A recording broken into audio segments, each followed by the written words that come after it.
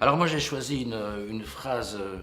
qui se trouve vers la fin du manifeste et qui en donne une clé ou peut-être une des clés. Et cette phrase, elle parle de l'eau, elle parle des cours d'eau, elle dit ceci, il serait par exemple tentant, l'eau étant le premier de nos communs et sans doute celui dont l'appropriation conduit le plus directement à des situations belliqueuses, de redessiner la carte en fonction des fleuves qui traversent paysages et territoires. Et un peu plus loin, il est dit les bassins versants des fleuves avec leur réticulation d'affluents et de sous-affluents proposent en tout cas une architecture et une articulation propres à renouveler le regard et à susciter du rêve politique.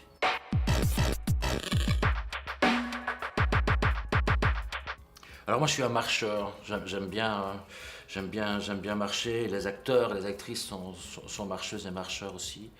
Et donc cette question des horizons, cette question des descentes, cette question des rives est pour nous quand même quelque chose d'essentiel.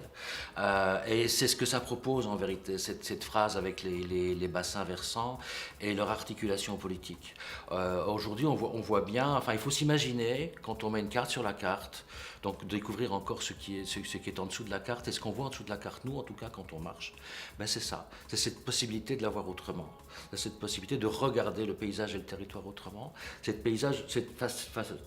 capacité de ne pas se rendre à l'architecture politique telle qu'elle est présente dans nos esprits depuis que nous sommes nés bien avant, les communes, les provinces, les régions, la nation, mais de travailler de façon peut-être d'orienter son regard vers quelque chose qui coule et de repartir de la source et donc de se demander si à partir des bassins versants des ruisseaux, des bassins versants des rivières, des bassins versants des fleuves, il n'est pas possible de recréer une communauté politique, des communautés politiques qui s'autogouvernent totalement autonomes en inventant effectivement les formes de gouvernement